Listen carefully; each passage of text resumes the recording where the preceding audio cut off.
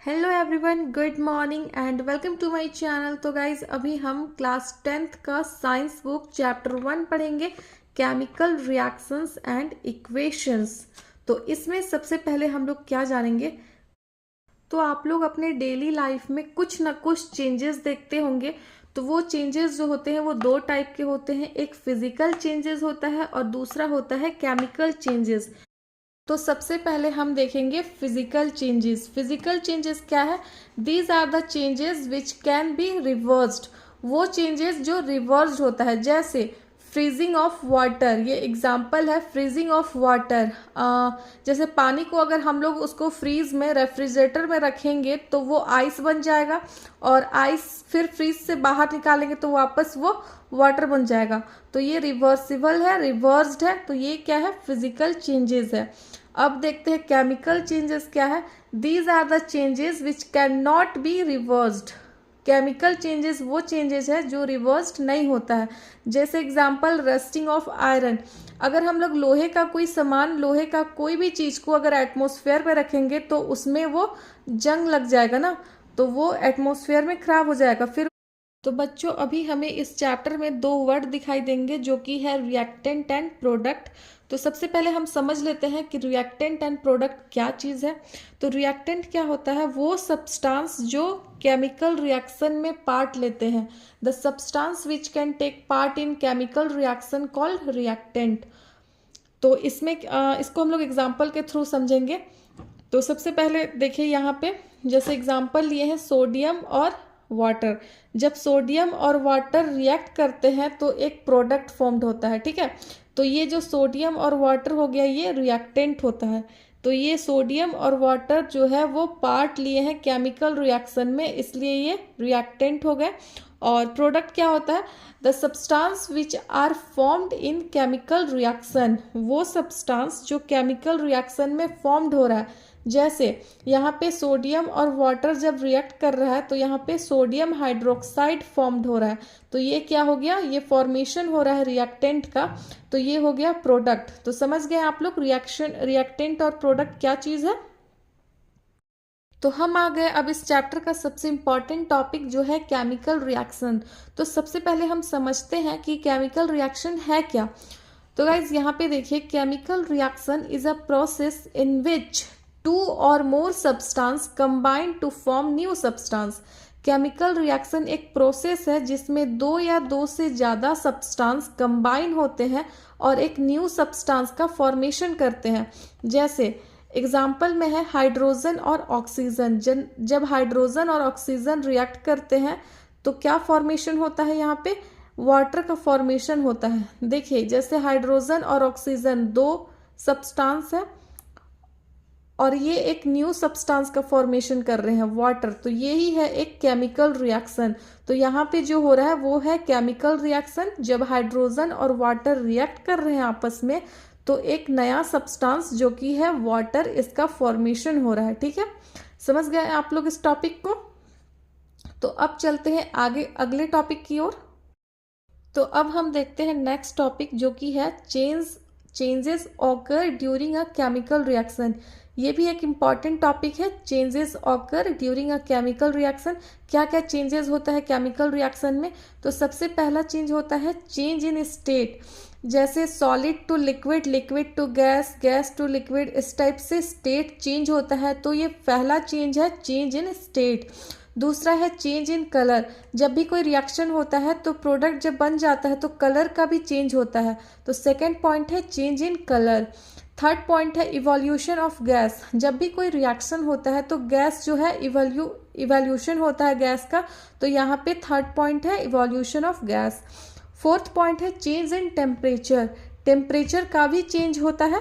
Fifth point है formation of precipitation. Precipitation का formation भी होता है। तो ये सब जो पॉइंट है 5 पॉइंट्स, ये बहुत इंपॉर्टेंट है और इस पे क्वेश्चंस भी आते हैं, change occur during a chemical reactions. तो अब हम नेक्स्ट इंपॉर्टेंट टॉपिक पढ़ेंगे जो कि है केमिकल इक्वेशंस। सबसे पहले हम इसमें देखेंगे what is chemical equations. Second देखेंगे why do we balance them, and third one is how can we balance them. तो ये तीनों क्वेश्चन जो है VVI है, वेरी वेरी इंपॉर्टेंट, तो इसको आप लोग देखिए आगे। तो what is chemical equations? Chemical equation जो होते हैं वो एक सिंबॉलिक रिप्रेजेंटेशन होते हैं जिसमें हम फॉर्मूला और सिंबल की मदद लेते हैं। जैसे chemical equations is the symbolic representation of a chemical reactions with the help of symbols and formulas. For example methane, methane का फॉर्मूला होता है CH4 एंड ऑक्सीजन का फॉर्मूला है O2। तो ये जब रिएक्टेंट जो है वो रिएक्ट करते हैं तो प्रोडक्ट का फॉर्मेशन होता है, तो प्रोडक्ट आता है कार्बन डाइऑक्साइड एंड वाटर, और ये कार्बन डाइऑक्साइड CO2 उसका फॉर्मूला है। तो ये सिंपल है chemical equation.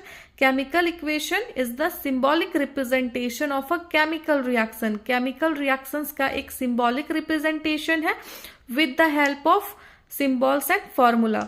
Okay, now second one is how we write chemical equations. How we write chemical equations, तो सबसे पहले हम इसमें एक रिएक्शन लिखते हैं, केमिकल रिएक्शन। जैसे वाटर से क्या फॉर्म्ड होगा, तो वाटर कैसे फॉर्म्ड होता है, हाइड्रोजन और ऑक्सीजन जब रिएक्ट करते हैं तो ये वाटर का फॉर्मेशन होता है। तो यहाँ पे वाटर को हम लोग हमेशा क्या होता है ना, कैसे लिखा जाता है केमिकल इक्वेशन, तो हमेशा लेफ्ट की ओर रिएक्टेंट लिखा जाता है एंड राइट की ओर प्रोडक्ट लिखा जाता है। तो ये याद रखना है आप लोगों को कि लेफ्ट की ओर रिएक्टेंट एंड राइट की ओर प्रोडक्ट लिखना है, ठीक है।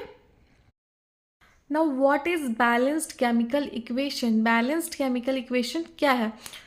सो इसमें देखेंगे the equation in which number of atoms in the reactant and product are same is called balanced chemical equation. तो जो रिएक्टेंट और प्रोडक्ट होते हैं उसमें जो एलिमेंट होते हैं, उस एलिमेंट का जो एटम्स होते हैं वो अगर सेम होंगे रिएक्टेंट और प्रोडक्ट की ओर, तो ये एक बैलेंस्ड केमिकल इक्वेशन कहलाएगा। जैसे यहाँ पे देखिए, ये एक रिएक्टेंट है और ये प्रोडक्ट है। रिएक्टेंट क्या है, जब हाइड्रोजन और ऑक्सीजन मिलते हैं, आपस में रिएक्ट करते हैं तो वाटर का फॉर्मेशन होता है। तो यहाँ पे हम जानेंगे what is balanced chemical equations. तो यहाँ पे देखा जाएगा, जैसे हाइड्रोजन यहाँ पे कितना है, यहाँ पे 2H2 है, 2 × 2 4 होता है। तो यहाँ पे 4 हाइड्रोजन है और 2 ऑक्सीजन है। तो ये टोटल यहाँ पे हाइड्रोजन 4 है और ऑक्सीजन 2 है, ये रिएक्टेंट है, ठीक है। अब प्रोडक्ट में देखते हैं, प्रोडक्ट में भी सेम होना चाहिए, 4 हाइड्रोजन और 2 ऑक्सीजन होना चाहिए। तो यहाँ पे 2H2 है, तो 2 × 2 यहाँ पे भी 4 हो गया, 4 हाइड्रोजन, और यहाँ पे जो आगे में जो 2 होता है वो बाकी का भी होता है, तो ऑक्सीजन भी यहाँ पे 2 हो गया। तो यहाँ O2, यहाँ भी ऑक्सीजन 2 है, यहाँ भी 2 है। तो ये एक बैलेंस्ड इक्वेशन है, balanced chemical equation. I hope आप लोग को समझ आ गया होगा, और अगर नहीं समझ में आता है तो आप लोग कमेंट करके बताइएगा कहाँ पे दिक्कत हो रहा है। और now next topic is question है, why do we need to balance chemical equation? क्यों हम केमिकल इक्वेशन को बैलेंस करते हैं? Why do we need to balance chemical equations? इसका आंसर है according to law of conservation of mass. Law of conservation of mass बोलते हैं mass can be neither be created nor be destroy during a chemical reaction. जब भी कोई chemical reaction होता है तो मास को हम ना क्रिएट कर सकते हैं और ना उसको डिस्ट्रॉय कर सकते हैं, ठीक है।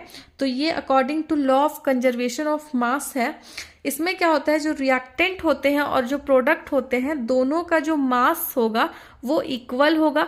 मास इक्वल कब होगा, जब दोनों का एटम्स जो है वो इक्वल होगा। तो बहुत सिंपल इसका आंसर है, पूरा आंसर आपके सामने है। According to law of conservation of mass, mass can be neither be created and nor be destroyed during a chemical reactions, ठीक है। केमिकल रिएक्शंस में मास ना ही क्रिएट किया जा सकता है और ना ही डिस्ट्रॉय किया जा सकता है। जब भी बैलेंस्ड केमिकल इक्वेशन होगा तो दोनों का मास इक्वल होगा। मास इक्वल कब होगा, जब एटम्स इक्वल होगा। Okay, I hope you clear. आगे की टॉपिक जो भी है वो हम नेक्स्ट वीडियो में करेंगे। तो वीडियो अच्छा लगा तो चैनल को सब्सक्राइब कर दीजिएगा, वीडियो को लाइक करिएगा और अपने फ्रेंड्स जो 10th का एग्ज़ाम देने वाले हैं उन सबको शेयर करिएगा। और नेक्स्ट टॉपिक हम नेक्स्ट वीडियो में करेंगे। Okay bye, thank you.